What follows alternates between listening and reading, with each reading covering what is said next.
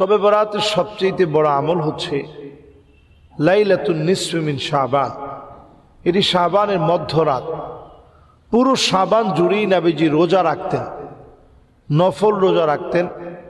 রমাদানের প্রস্তুতি নবীজি সাল্লাল্লাহু আলাইহি সাল্লাম সম্পন্ন করতেন। সাহাবায়ে কেরামও রমাদানের প্রস্তুতি সম্পন্ন করতেন। এজন্য শাবানের এই সময়ে আমাদের দায়িত্ব হচ্ছে রমাদানের প্রস্তুতিকে সম্পন্ন করা। প্রথম আমল রমজানের জন্য প্রস্তুতি নেওয়া।